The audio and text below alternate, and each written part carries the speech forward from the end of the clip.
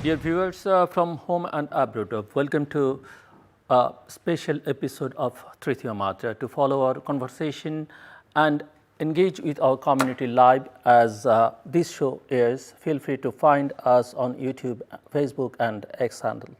Tonight, I'm joined by two distinguished guests. To my left, John F. Danilowicz, a former diplomat, former U.S. Deputy Chief of Mission to Bangladesh, editor-at-large of South Asia Perspectives, and Executive Director of Right to Freedom. To my right, Mr. Abul Hasan Chowdhury, who served as a Bangladesh State Minister of Foreign Affairs, former Member of Parliament, is also with us. We also will discuss democracy and human rights in U.S.-Bangladesh relations, how the geopolitical landscapes evolves, and Bangladesh's role in the Pacific strategy. It's a lot to cover, but we'll break it down quickly and explore what these issues for Bangladesh and beyond.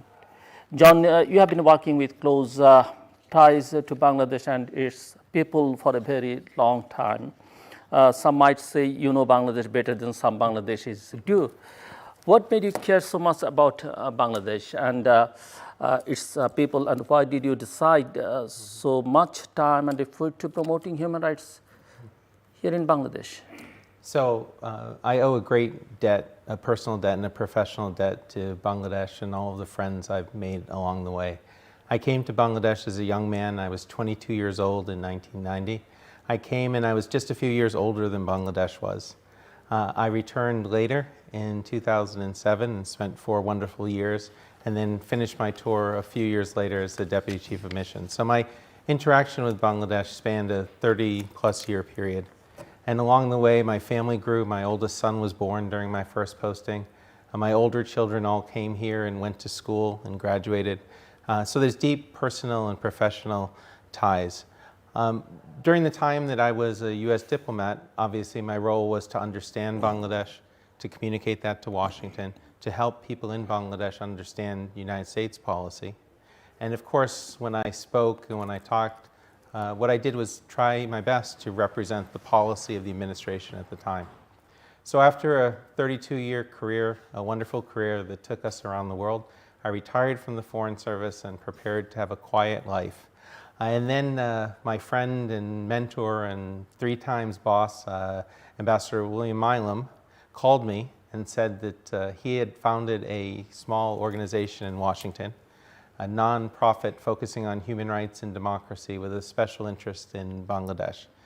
So he asked me to join. I was honored to do so. And over the subsequent years, I found that there was a relative freedom in being able to speak one's own mind, to reflect the principles that I hold dear. And our organization, which I'm sure we'll talk about, Right to Freedom, focused on how to advance freedom. And as a citizen of Massachusetts, the cradle of liberty, the home of freedom in the United States, it was a good fit for me. You visit Bangladesh after a while, and how does it feel walking around in this new Bangladesh?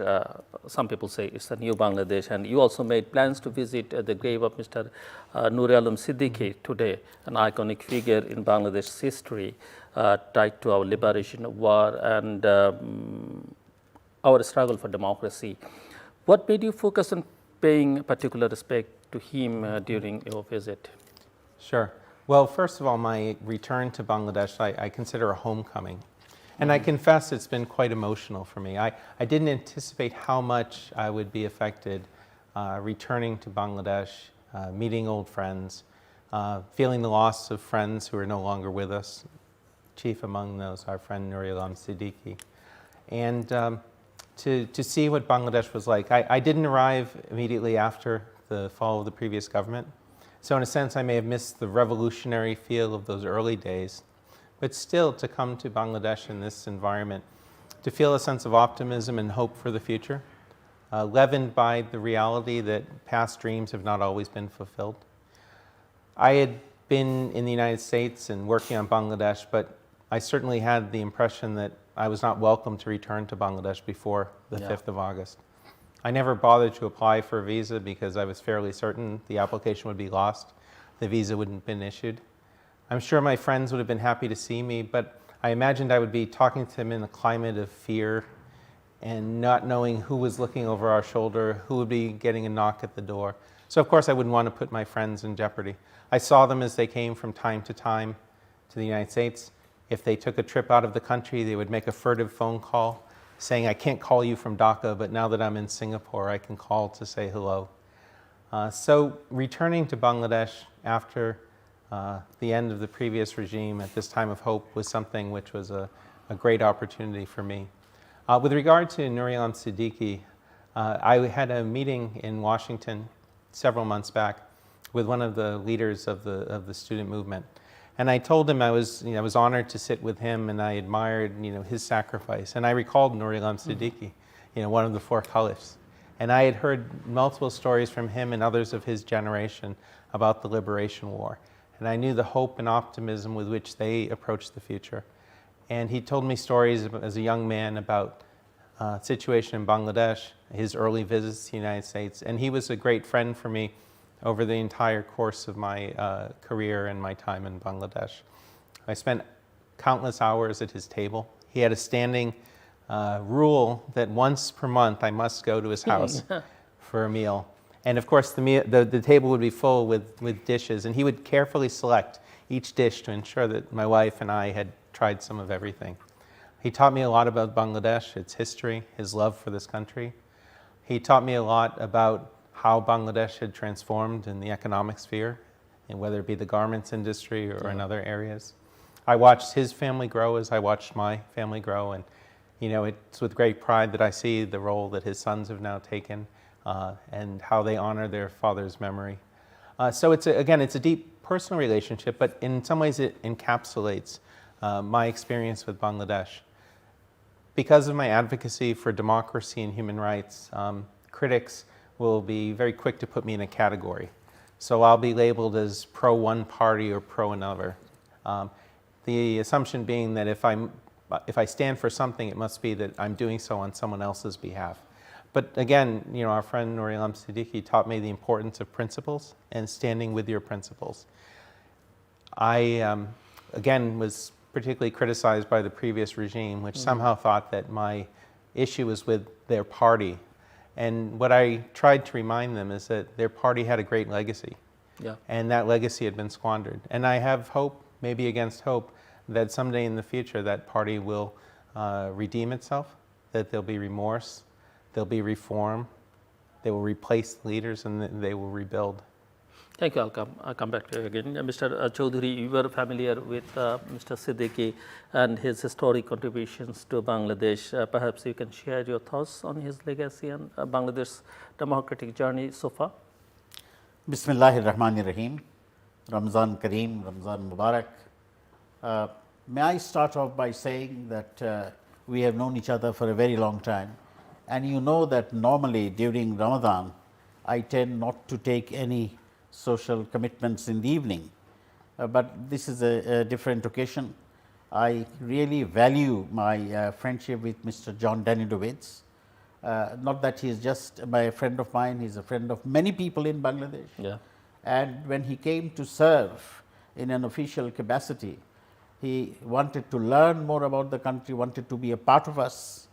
And also, as I joined your iconic discussion meeting, we were a minute ago just discussing when we were waiting for this meeting to start, of the classic personality which in many respects my elder brother Mr. Nur Alam Siddiqui was, one of the founders of Bangladesh, a very, very close lieutenant of Bangabandhu Sheikh Mujibur Rahman.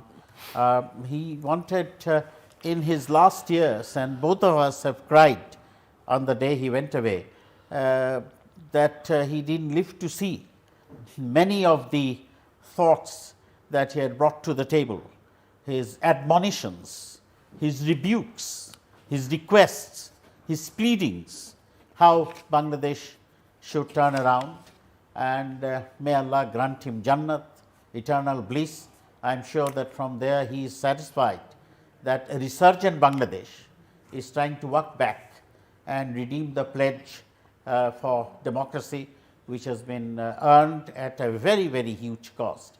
because the perception here and very much the reality was that the usurpation of power had taken place.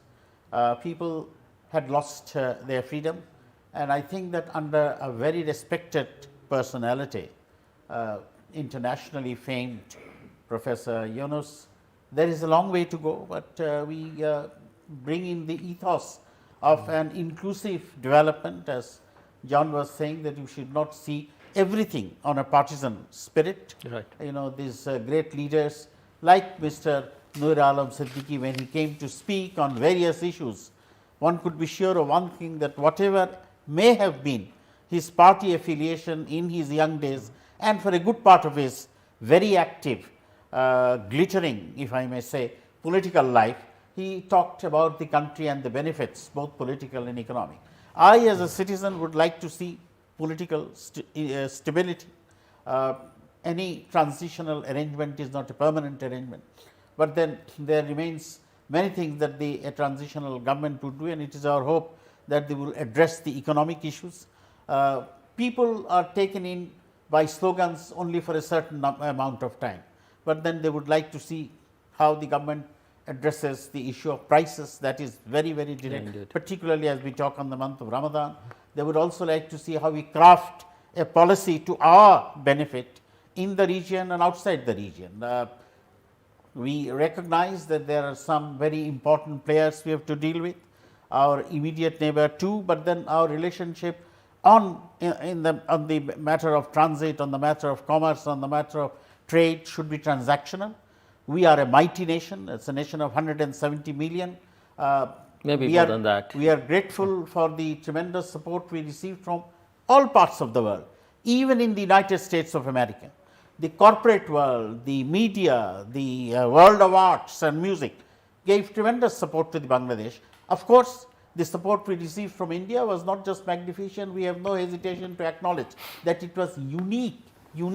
But then to see in the day and age, since we are talking to a premier, it's a media house, that a segment, not all, a segment of the Indian media has made it their business to tell us that they gave us independence. Nothing absolutely will be farthest from the truth. In a total spirit of friendship, I would like to remind them that yes, we earned our independence at a huge cost. The Mukti Jodhas, the freedom fighters, for 3 million lives were lost, we know that. But it was also cured one of their perennial concerns, a security concern that they always lived with, that is their Eastern Front. So, I think that not much acknowledgement is done to that, and we are quite sufficiently capable of sorting out our own problems, or we are on the way. And this is where I will end by saying that tested friends, Banglaয় যেটাকে বলা হয় পরীক্ষিত বন্ধু, জন ডেভিসের সময়, যিনি he had, I have no hesitation to tell you, he was ready to sacrifice the ultimate objective of a diplomatic career for his beliefs, for what he thought. I mean, for me, actually, it is a reminder of another archer blood. And also accompanying he sacrificed him, actually. Accompanying him is also another great friend of Bangladesh. To sacrifice with I his wish career. to also offer my warm greetings and welcome to him, Ambassador Bill Milam, and I think the course of the next few days, this will be exchanged on the basis of friendship. You know, in doing that, we do not always have to agree, but we know that there is a sincerity of purpose. John, as Mr. Chowdhury was saying, Bangladesh is going through a democratic transition with the interim government led by Professor Muhammad Yunus. We are seeing an approach with multiple reform commissions being created, who have submitted their recommendations for necessary reforms, while a new commission is now working with all major political parties to come to a consensus on how these suggested reforms will be implemented. I'm sure you have been following the ongoing uprising in Bangladesh, and you are also part of that. Right. And you have extensive knowledge of the challenges that Bangladesh democracy has faced in the last few years. What are your thoughts on the progress of democratization so far? Obviously, it's a long process, and it won't be continued during the tenure of this government, and it probably won't be finished in the tenure of the next government. It took 16, 17 long years to get to this point. From the last restart, reset in 2008, 2009. I had the opportunity to speak with Professor Yunus today. We've had the opportunity to speak with several of the reform commissions. Over the next few days, we'll be meeting with people across the political spectrum. Overall, I still sense a feeling of optimism. That doesn't mean that all of the problems have been solved. It doesn't mean there are no disagreements. But I think the path forward is clear. Nobody except the direct beneficiaries of the past regime want to turn the clock back. Everyone is looking forward. And I've been open that my sympathies are with the students, those who were the vanguard of this change. And when talking again of 1971, I see a direct line between 1971 and 2024. And to see, again, not to be partisan, but to see what the Bangladesh Students' League became in 2024 compared to what it was and the glorious role that it played in the history of this country, it's a dishonor to all those who sacrificed, frankly. So while we need to know what has happened in the past, we need to look forward. So Professor Yunus and his team have a goal of getting to free and fair elections, handing over to an elected government. They're seeking to build consensus on reforms, which I think is the right approach. We've heard the other parties talk about reform. Presumably they will all sign on to a national charter of agreement on reform, but the proof is in the pudding. Whether the parties can be trusted with this responsibility remains to be seen. Our organization, Right to Freedom, stands for principles, and those principles remain regardless of who's in power. After August 5th, I said Bangladesh had been given a second chance, but upon reflection, this is actually at least a fourth chance. There was a chance in 1971, which ultimately was squandered. There was another chance following 1990, and again following 2007. So I hope, perhaps against hope, that this time Bangladesh will take advantage of this opportunity, and the people of this wonderful country will finally have the government that they deserve. Mr. Chowdhury, what's your take? Well, very clearly, reforms are necessary, and one of the underlying thought behind the upsurge was that things needed to be changed. But this is a continuous process. The more permanent and lasting reforms must carry the will of the people, their understanding and their support. And I would expect that the transitional government would understand, and by and large probably they do, that there should be people-oriented reform and keeping their ears close to the ground, whether the consensus that has to be brought about with the consent of the people, how quickly they can devise that is, of course, I think paramount in the larger context of the thing. So I would say that internally the government has to address economic issues. Investors will only come when there is stability and there is predictability. In an unpredictable situation, no matter how rosy the picture may be, it would be very difficult to induce them to come. And equally on the international front, we would like to build a firm base of friendship, which should be, as I had mentioned earlier, transactional, whether it be in matters of trade or finance. And the same should go not just with your immediate neighbor, but with China, with the United States. But at the same time, we are an independent nation. We cannot be considered a junior partner by anyone. And if any country does that, I think there should be an united voice against it. Whatever may be our differences, and differences in a democratic polity, there it will continue to exist. But on certain matters, there should be unity, which is democracy, pluralism, social justice, and a cohesive nature. And the other thing is that we are not interested, nor have we by and large ever been, to be in the race, to be in a scramble. At the same time, we have to define our priorities, keeping our interest aloft. And I think that we will be able to, through friendship, through diplomacy, through persuasion, get a greater access and continue with the facilities that that we do, because the ready-made garment sector is one of the major earners, if not the biggest earner for Bangladesh. And of course, there are the remittances which our people from different parts of the world through very hard work are sending to the country. These two pillars not just needs to be protected, but we have to enhance the basket.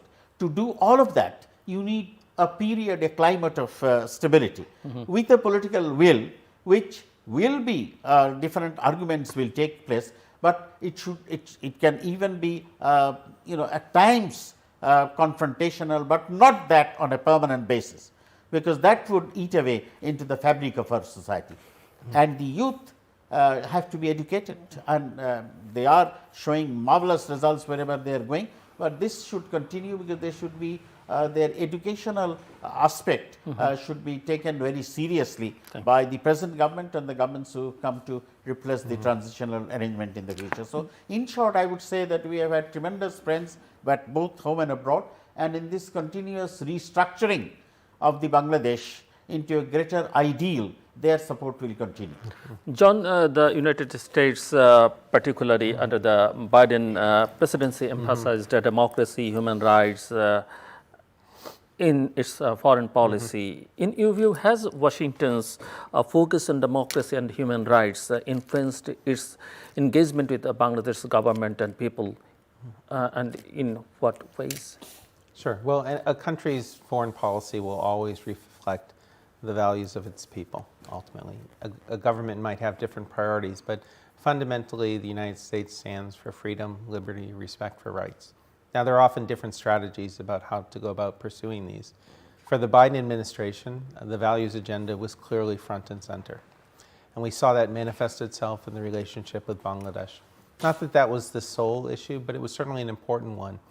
And the United States was fortunate to be represented by one of our best diplomats, Ambassador Peter Haas, for whom I have the utmost respect. Ambassador Haas had a very difficult time. Yeah. He faced a lot of obstacles, but he had a North Star. He was here to advance the interests of the United States, to represent the people of the United States to the people of Bangladesh. There were times of friction. He was treated unfairly, in my view, but a consummate professional, he pursued the objectives. I was at times critical of the approach that my government took, but ultimately the test, I think, of the Biden administration was once the change came in August, almost immediately the United States recognized this opportunity and embraced the change, embraced the July uprising, the July revolution, and worked with the interim government to support the reform agenda. So I think at a critical moment, particularly when Professor Yunus represented Bangladesh at the United Nations, with a hero's welcome that he received, the respect and admiration of the world, President Biden and senior members of the administration were there to signal that the people of the United States stood with the people of Bangladesh at this critical time. So I have the utmost respect for that. Mr. Abul Hasan Chowdhury, based on your diplomatic experience, how does Bangladesh perceive the U.S. advocacy for democracy and human rights within the bilateral relationship? Do Bangladesh leaders see these emphases as constructive support or under pressure, and how has it historically affected cooperation between the two countries? Well, if we start from the startings of the democratic process, we can even relate to 71, that was also a struggle to emancipate ourselves from a dictatorial rule and transit into a democratic framework. And very largely, whatever may have been the outlook of the US administration of the day, as I have mentioned earlier, a very large portion of the American people in general and collectively and various sectors supported us because of the pronounced commitment to democracy. And I think similar will be the case, because in this global order we have seen that undemocratic countries do not have a long shelf life, and nor should they.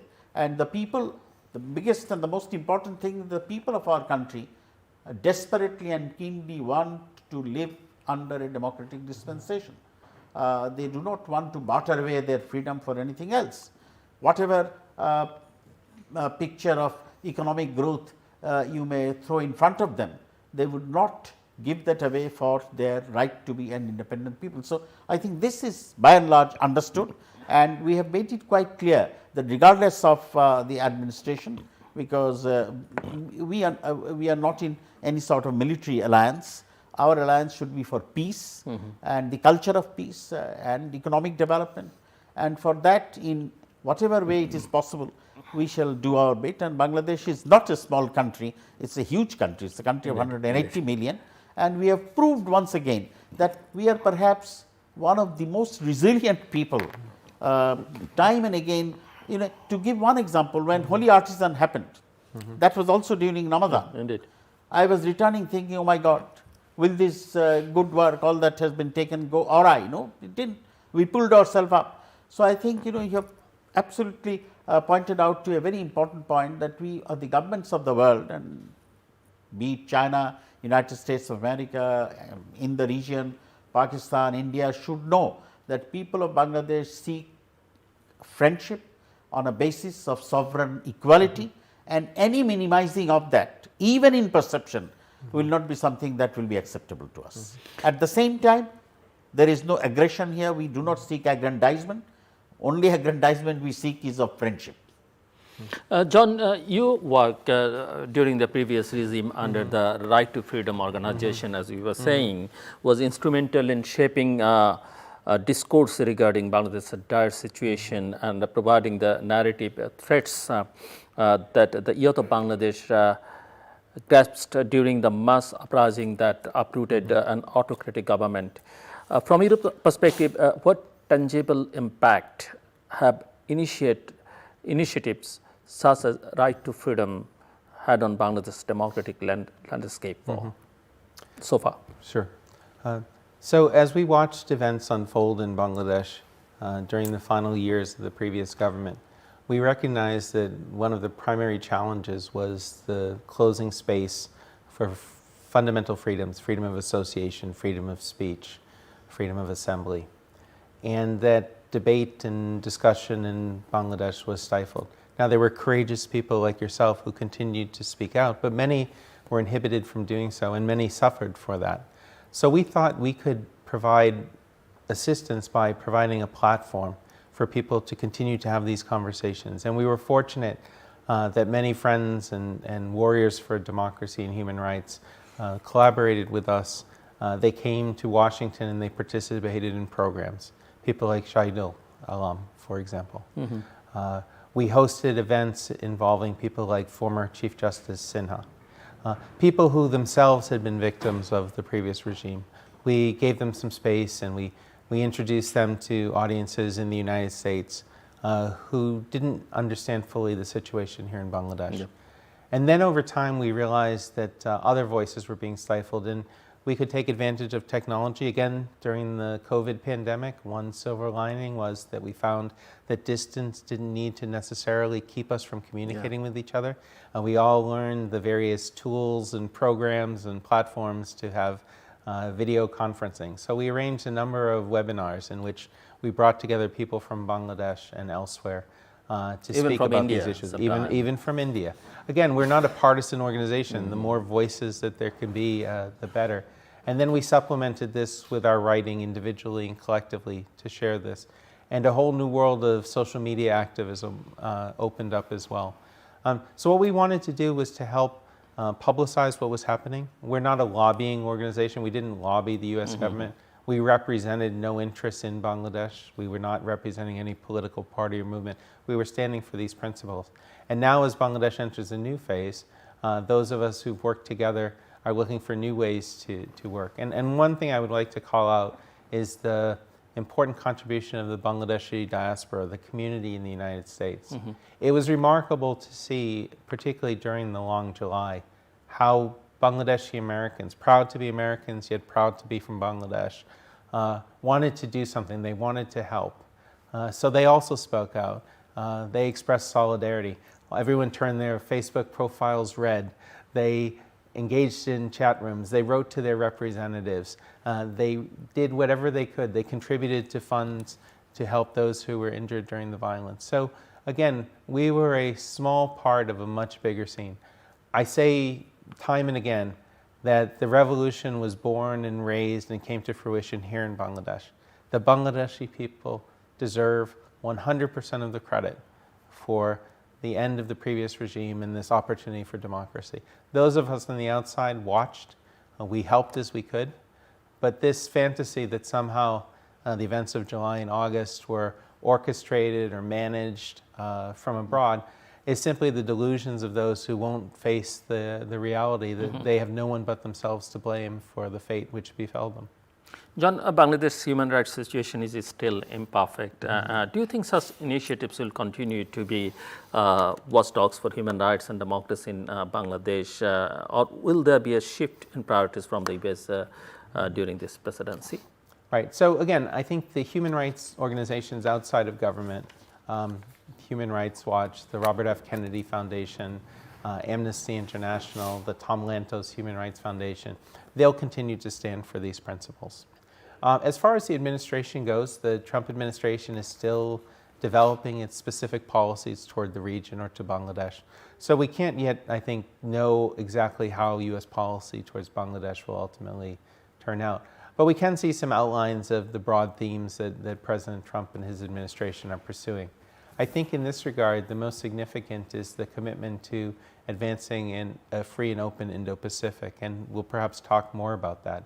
But I believe that ultimately the success of Bangladesh and the success of consolidation of democracy and a prosperous Bangladesh will provide a powerful example through the Indo-Pacific region. And frankly, it will challenge an alternative model, which is being promoted by China, which sees that authoritarianism is the answer and thinks that people, when given the choice, will choose some illusory prosperity over their freedom. And I think Bangladesh shows that no matter how many bridges you build, no matter how many metro stations you open, if the people don't have their fundamental rights, they won't be satisfied. As Mr. Chowdhury was saying. Yeah. Mr. Chowdhury, very briefly, we are almost at the end of the program. Considering the evolving great power dynamics in South Asia, how should Bangladesh navigate its relationship with major powers such as the United States, India, and China? What is Bangladesh's strategy to maintain a balanced foreign policy, ensuring its strategic interests and development needs are met without compromising its sovereignty or core values?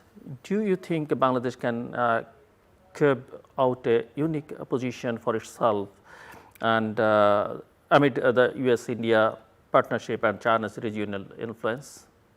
I think we can, and your every word of your question is very important. I think we should very briefly, please. faithfully represent not only what we have done in the past, what we hope to do in the future.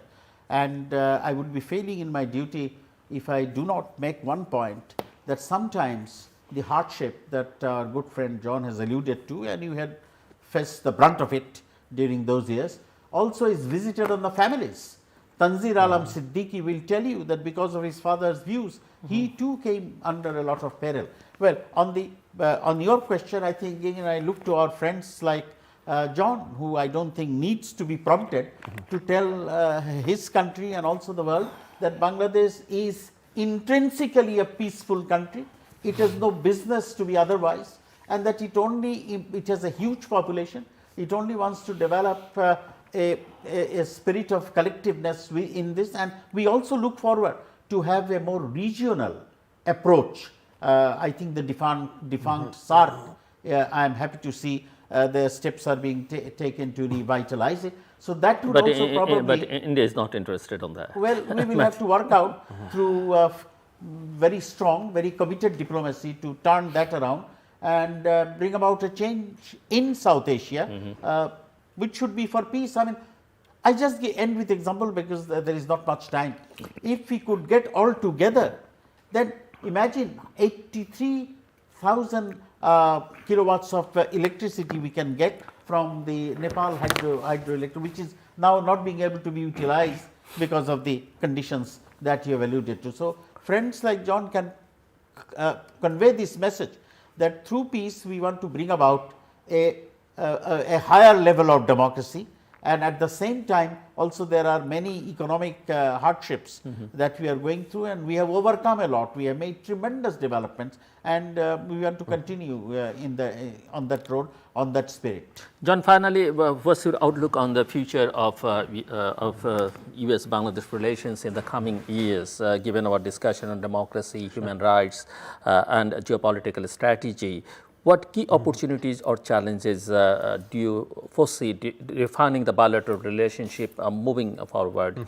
Additionally, what steps would you suggest both countries take to ensure a constructive, mutually respectful partnership that benefits the people of Bangladesh and the broader region? Sure. No, I've written and thought about this issue a lot, obviously, since our election and since the Trump administration came to office. You know, I look back and chuckle a little bit about some of the predictions that others had made about how the world would change on January 20th when it came to U.S. and Bangladesh relations.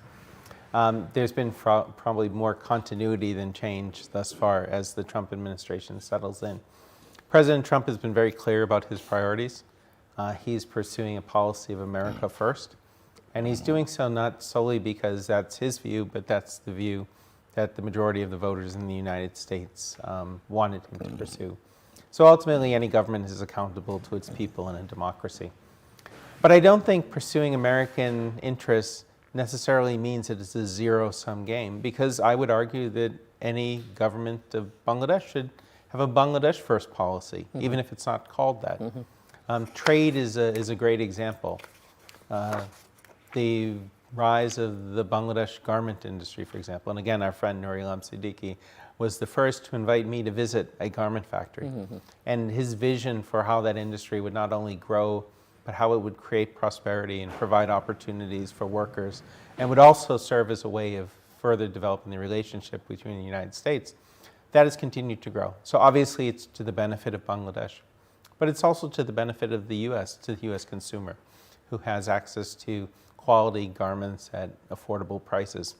There are opportunities going forward, perhaps, to have Bangladesh source more cotton from the United States, which would help the trade deficit from the U.S. perspective, would also, as global trade trends change, perhaps even help Bangladesh in terms of its competitiveness.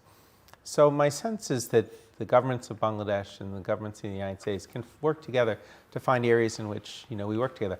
I served in our embassy in Juba, South Sudan, and there the contingent of Bangladeshi peacekeepers served with distinction. The deputy force commander was a major general from Bangladesh. And we had many conversations about how our countries work together around the world in global peacekeeping operations. This type of cooperation will certainly continue. There may be areas in which there's friction, but I think there'll be more that we agree upon than we disagree. The final thing I would say is, again, something I've repeated many times, that the relationship between two countries is far more than the relationship between two governments. It's the relationships between peoples. And the many exchange programs that the United States has made lifetime friends. Again, Noor Ilham Siddiqui spoke often about his visit to the United States soon after independence as an international visitor. In fact, I remember him saying that, as a very proud man representing a very proud country, he was a bit cautious about the perception that the United States was trying to wine and dine him. So he refused to take the money that the United States offered him for his food, and yet he brought his own along. So I think the relationship between the United States and Bangladesh will continue to grow, enriched by the contributions of the many members of the Bangladeshi community, many of whom I know are loyal viewers of your show. So to all of them in the United States watching this, I thank you for your contribution in building the relationship. Thank you, John. Thank you. I echo that view of yours. Thank you. I am absolutely optimistic that will be the case. Thank you. Dear viewers, that brings us to the end of today's discussion. We have covered democracy, human rights, U.S.-Bangladesh relations, and the Bangladesh's place in the evolving Indo-Pacific strategy. Thanks to John F. Danilowicz and Mr. Abul Hasan Chowdhury for sharing their thoughts. The conversation on these issues is far from over, and we will continue to bring you the perspective that mattered. Thanks for watching Tritiyo Matra. Follow us on all our social media. Until next time, take care and stay safe.